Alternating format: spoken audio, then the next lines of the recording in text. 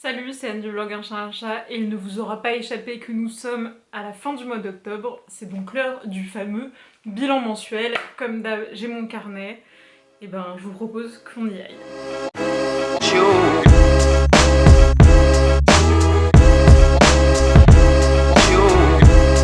Alors déjà dans un premier temps, je suis désolée, je veux m'excuser de ce teint blafard que je pense que je vais avoir puisque ça y est, le changement d'heure a eu lieu. Donc il est 17h30 et il fait presque nuit, donc je pense que filmer les vidéos ça va devenir de plus en plus difficile dans les prochaines semaines et mois même. Mais bon, je vous propose qu'on fasse comme si de rien n'était et que je n'avais pas un teint de bidet. On parte direct sur les objectifs, qu'est-ce que j'ai fait, qu'est-ce que j'ai acheté, etc. Alors, il faut savoir déjà que le mois d'octobre a été beaucoup plus raisonnable que le mois de septembre, puisque le mois de septembre, j'avais vraiment craqué mon slip sur énormément de choses. Beaucoup de tissus, j'ai acheté vraiment beaucoup de tissus le mois dernier. Ça avait atteint des sommets, voilà, financièrement c'était totalement déraisonnable. Ce mois-ci, j'ai acheté 2 tissus parce que je suis allée chez Ecolène enfin le week-end dernier je suis allée à Rennes, il y a un magasin qui s'appelle Ecolène, donc j'y suis allée. Ça change un peu parce que c'est vrai qu'à Brest, il y a pas... Enfin, il y a quelques magasins de tissus, mais bon, forcément il y en a moins qu'à Rennes, la ville est plus petite, hein. Donc j'ai acheté deux tissus pour des projets que j'avais pour cet hiver, donc de longue date, pas des projets qui sont arrivés comme ça sur ma to-do list. Donc il y a cette gabardine qui est une gabardine atelier brunette. Alors je l'ai pas achetée parce que c'est une gabardine atelier brunette, hein, mais parce que, bon, si vous me suivez depuis un moment, vous savez que moi et les tissus atelier brunette, c'est pas vraiment une grande histoire d'amour. Voilà, je pense que c'est des tissus qui sont un peu surcoté, qui coûte trop cher pour ce que c'est. Il y a des tissus dont que moi j'ai acheté, que j'ai cousu, que j'ai trouvé pas du tout qualitatif, notamment le moment où il y a eu la grande mode avec vous savez, l'espèce de double gaze avec des pois dorés, mais qui coûtait vraiment quand même assez cher, et en fait après un tour à la machine, les pois ça se décousait, enfin voilà. Moi je suis pas forcément fan des tissus atelier brunette. Enfin, je trouve que les motifs sont jolis, en fait j'aime la DA comme je pense beaucoup de gens, c'est à la mode, c'est joli. Mais en fait j'ai quand même eu plusieurs mauvaises expériences avec leurs tissus, et du coup en tout cas je trouve que ça vaut pas le prix. Là, ça fait un moment en fait que je cherche une gabardine 100% coton pour faire le pantalon à dents d'Auteur Judy, donc je vous mettrai l'illustration ici. J'ai acheté le patron, il me semble, à la fin de l'été, après l'avoir vu chez Time to Sue, enfin sur le compte Instagram de Time to Sue. Et moi, je suis pas fan de coudre des pantalons, mais celui-là, il allait bien, et je me dis que ce serait l'occasion de changer un peu quand même. Parce que le dernier pantalon que j'ai plus eu, c'est le Sorel de Pauline Alice, mais c'était déjà en fait il y a un an. Et je me suis dit que voilà, bon, ce serait bien peut-être essayer une fois par an les pantalons quand même. Je veux dire, peut-être un jour j'aimerais bien ça. Et donc je cherchais des gabardines, mais alors en fait des gabardines 100% coton, les gars, j'en cherche déjà pour faire aussi un trench en couleur un peu beige, mais enfin, en fait je trouve qu'il n'y a pas grand chose. Et voilà quoi, donc là il y avait, en fait dans tout le magasin il y avait des gabardines, mais c'était plus, enfin je sais pas si vous voyez, mais genre elles étaient mises en habillement, et la texture c'était vraiment grossier. Et je dois dire que celle de Atelier Brunette, elle a une texture qui est vraiment différente de celle que j'ai pu voir ou acheter jusque là. Je pense que ça se verra pas forcément à la caméra, mais en tout cas elle est vraiment jolie. Et la couleur est assez intéressante. Enfin, là ça a l'air juste marron, mais c'est un marron un peu, je sais pas comment dire, un peu passé, assez doux. Et voilà, du coup j'ai acheté 2 mètres de celui-ci. J'espère que je ne le regretterai pas parce que alors je sais plus si c'est une collègue ou l'une de vous sur Instagram qui m'avait dit que les gabardines Atelier Brunette étaient pas dingues. Donc bon bah de toute façon voilà, ça fait un moment que je cherche de quoi coudre ce patron, et bon voilà, là c'était l'occasion, j'aimais bien la couleur. Je trouve que c'est une couleur qui est assez portable, c'est assez passe-partout. En tout cas moi dans mon look en pantalon marron ça ira très bien, en mettant que j'arrive à le coudre, à l'ajuster et que ça m'aille. Donc voilà, ça c'était le premier achat de tissu. Et toujours chez Ecolène, j'ai aussi acheté cette espèce de lainage gris. Alors ce qui est marrant, c'est que l'année dernière j'ai fait un pull en cachemire exactement de cette couleur que j'ai troué au coude. Ah oui, parce que donc je trouve toutes mes chaussettes avec mes orteils surpuissants, mais je trouve également tous mes pulls, surtout mes pulls en cachemire, au niveau des coudes. Voilà, donc écoutez, j'ai vraiment un don dans le trouage de vêtements. C'est un don pas utile au quotidien. Donc là, enfin je dis c'est un lainage, c'est pas un vrai lainage, hein, parce que j'ai cherché un peu du jersey de laine, parce que j'ai un coupon de jersey de laine gris foncé qui est très joli que je garde pour faire une robe. Mais en fait sinon jersey de laine, bah ça coûte super cher, ou alors juste il y en a pas en fait. Ou alors le grammage il est bizarre, enfin là c'est pour faire le sweat Talviki, que je vous mettrai aussi ici de chez Named. C'est un patron que j'ai acheté je pense à sa sortie, donc dans les années 2020, et que j'ai jamais cousu, mais qui a un col un peu cheminé si vous voyez. Et du coup qui nécessite d'avoir un tissu assez rigide quand même, donc je peux pas prendre n'importe quel jersey et puis me dire que ça va passer, il faut quand même un truc où le col puisse un petit peu se maintenir. Et tous les jerseys que je trouvais jusque-là étaient vraiment mous, trop mous pour ça. Et puis je voulais aussi un... En fait le pull, je trouve il a une forme assez élégante. Et je voulais avoir un truc, voilà, bah pas un jersey avec plein de motifs ou ce genre de choses. Enfin là ça collait pas en tout cas avec l'idée que je me faisais. J'aimais beaucoup le patron, enfin la photo du patron avec qui est un modèle bleu ciel. Bon après moi bleu ciel c'est pas dans mes couleurs, mais bon en tout cas gris ça va, je veux dire, c'est pas... voilà, c'est passe-partout et tout. Mais donc, enfin j'ai digressé depuis le début, ce que je voulais vous dire c'est qu'effectivement c'était pas... enfin c'est un lainage, voilà. Donc il y a bien le degré d'élasticité qu'il faut, je crois que c'est au moins 40% pour passer sa tête. Mais c'est pas de la vraie laine, c'est un mélange de rayon et polyester. Enfin c'était une compo dégueulasse quoi, il faut pas trop y regarder. Donc ces deux tissus, donc c'est mes seuls achats de tissus de ce mois-ci. Applaudissez-moi s'il vous plaît. Non ne m'applaudissez pas parce que j'ai tout crabé le mois dernier. Budget tissu annuel je pense le mois dernier. Donc là j'en ai eu pour 80 €. Et sinon, dans mes achats du mois, j'ai aussi acheté une robe chez La Redoute qui ressemble mais vraiment parfaitement à un patron qui est sorti dans la collection Nail Pattern de cette année. Donc la robe, je sais plus comment elle s'appelle chez La Redoute, mais c'est Alban ou un truc comme ça, que moi j'ai pris en 42. Mais vraiment, je vous mettrai la ref du patron à côté, vous allez voir, c'est confondant, je pense c'est la même, voilà. Donc moi je l'ai prise, enfin c'est une robe en jean noir, un peu col chemise et tout, elle est top, j'adore, ça va avec tout, on peut mettre un pull en dessous. Moi je pense que cet hiver je la mettrai mais avec un col roulé en dessous. Parfait. Donc au total j'en ai eu pour 130 € à peu près cette année, ce mois-ci d'achat. Mais j'ai vendu plein de trucs sur Instagram, et d'ailleurs il reste des trucs sur mon compte de déstockage sur Insta. Donc j'ai vendu plein de trucs, donc j'ai vendu pour à peu près 115 €, parce que j'ai aussi vendu une paire de chaussures sur Vinted. Donc ce qui nous fait une balance négative à seulement moins 17 €. C'est pas mal, enfin je suis assez contente de moi. Disons de ne pas recréer un énorme trou dans le budget. Enfin, Noël approche, il va y avoir des cadeaux à faire, tout ça, donc voilà. Voilà pour les achats. Et donc qu'est-ce que j'ai bricolé ce mois-ci? Alors c'est un mois qui a été, en tout cas le début du mois a été assez productif parce que j'ai fait pas mal de choses. Là beaucoup moins parce que je me suis remis dans les travaux de la salle de bain, donc je fais plutôt de la menuiserie en ce moment. Mais niveau couture, j'ai cousu deux hauts. Alors celui-là je me souviens plus si je vous l'ai montré le mois dernier, parce qu'en fait je l'ai cousu fin du mois de septembre. C'était le haut Blossom de Anne Cartiles Pattern, donc là c'est dans un jacquard Little Fabric.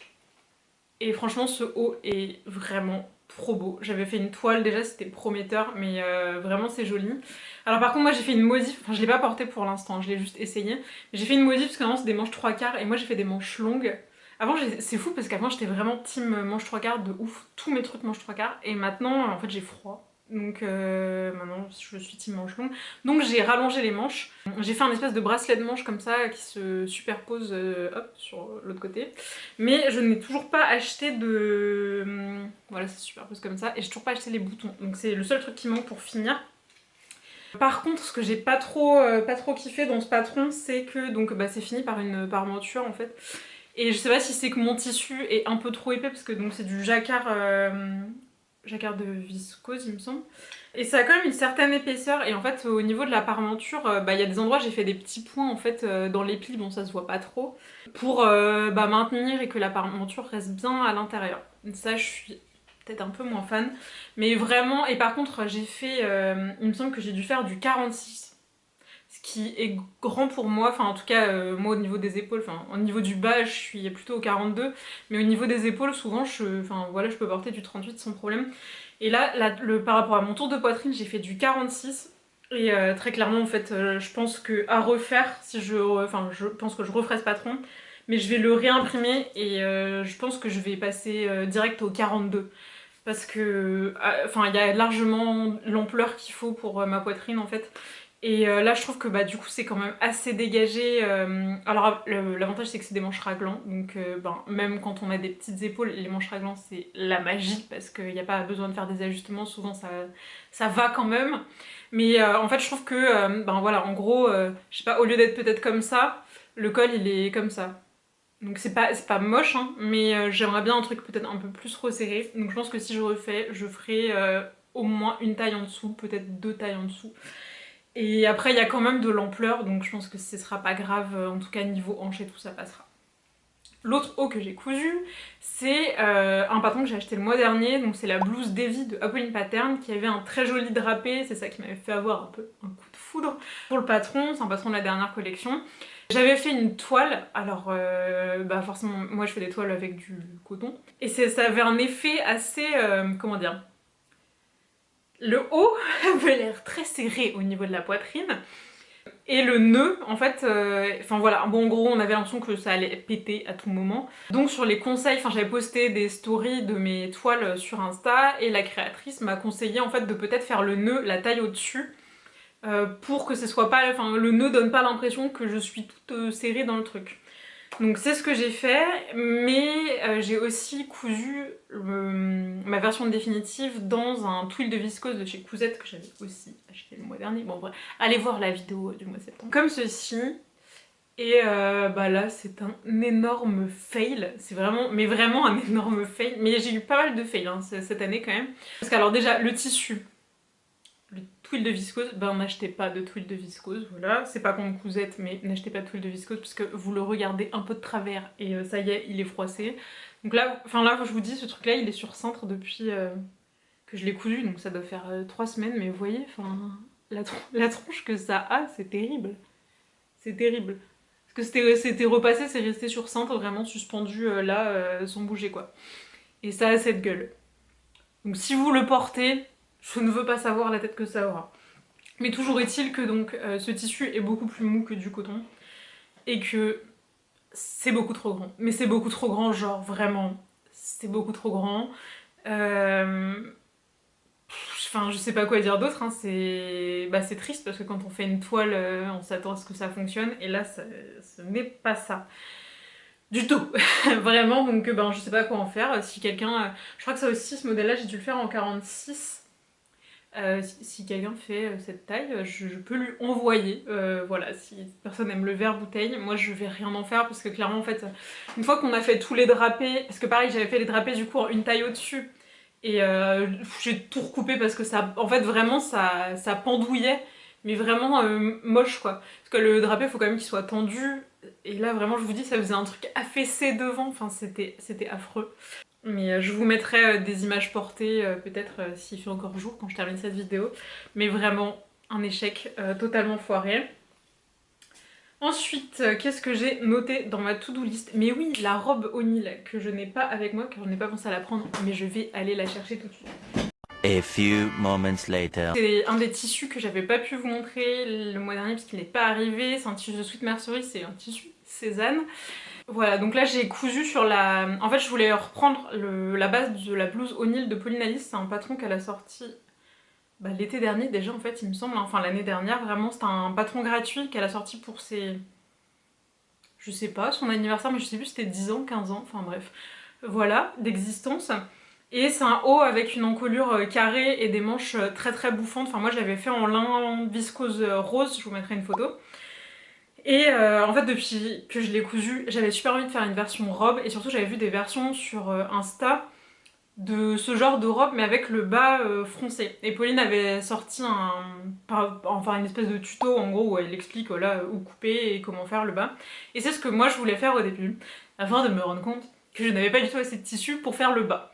Donc je me suis rabattue sur mon plan B qui était en fait juste d'allonger la robe pour avoir assez d'ampleur pour passer mes fesses et voilà. Donc, et aussi moi je voulais modifier les manches parce que les manches sont ultra bouffantes et c'est des manches 3/4 et moi comme c'est une robe que je voulais porter cet hiver, je voulais des manches pas bouffantes parce que c'est super chiant sous un pull et je voulais des manches longues. Donc au début j'étais partie en me disant je vais modifier les manches du patron et tout, mais en fait flemme. J'ai pris les manches de la robe Pléiade de French Poetry qui sont des manches longues, assez resserrées quand même, mais avec un peu de fronce en haut. Et comme ça je savais que le fait qu'il y ait des fronces, ça permettrait de s'adapter aussi à l'ouverture de manches de... Enfin, n'importe quel patron probablement pas, mais en tout cas d'un patron qui ressemble assez. Donc j'ai repris exactement les manches. Alors j'en ai un peu chié pour bien répartir les fronces et que ce soit joli. Parce qu'à un moment elles étaient toutes derrière, il n'y avait rien devant, c'était très moche. Après tout était devant, il n'y avait rien derrière. Bon, j'ai un peu galéré pour la répartition des fronces, j'ai cousu décousu 2-3 fois par côté. Mais je suis super contente du résultat. Alors j'ai pas encore pu trop prendre de photos, j'en ai pris, mais elles ne me plaisent pas. Donc, mais en tout cas, voilà, la robe donne ça. Bon alors là elle est un peu froissée, puis en fait c'est super dur de voir avec les motifs ce que ça rend. Mais j'ai eu quand même un moment pareil là de solitude, parce qu'en plus je l'ai cousu juste après le haut des vides. Donc si vous voulez, j'avais déjà un bon échec, et je couds ça. Et je l'ai essayé avec que le corps, je crois, il n'y avait pas les manches, et c'était horrible. Enfin, ça faisait vraiment... J'ai récupéré une robe des années 60, enfin ça faisait mamie, mais au max. Euh, voilà, franchement je me suis dit ah mais en fait je suis vraiment sur une mauvaise pente de couture, je fais que de me planter et vous allez voir que ce n'est pas fini. Mais bon au final j'ai pas mal raccourci la robe et déjà bon en fait voilà ça fait tout. Enfin on ne faut pas sous-estimer la puissance d'un ourlet de 4 ou 5 cm hein. Mais clairement là en raccourcissant et puis en mettant les manches ça a un peu contrebalancé voilà l'effet du motif parce que c'est vrai qu'en fait c'est quand même des très gros motifs qui sont très présents et je vous dis ça avait un effet vintage mais pas dans le bon sens du vintage, pas dans le sens où on veut aller et du coup j'ai eu un petit doute sur le fait que j'allais réussir à la sauver mais j'ai réussi donc plutôt cool. Et sinon, donc le projet, là je suis encore sur un projet boulet, mais comme je vous dis, je les enchaîne, que là je peux pas vous montrer puisqu'il est pas fini.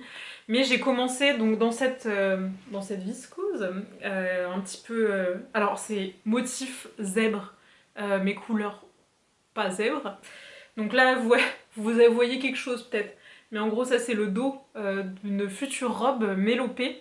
Donc c'est un patron que j'avais cousu l'année dernière aussi, un patron de M comme Marie qui est une espèce de chemise avec des manches raglan.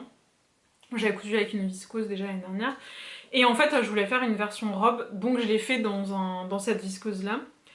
Et alors donc comme pour la robe au Nil, une partie de Tetris pour faire le modèle.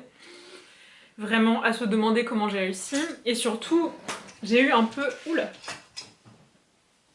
J'ai eu une fausse bonne idée, parce que ça je vous montre, c'est le premier modèle, donc ça c'est la version chemise que j'avais cousue l'année dernière. En fait le modèle se tient vachement avec le col ouvert, comme ça.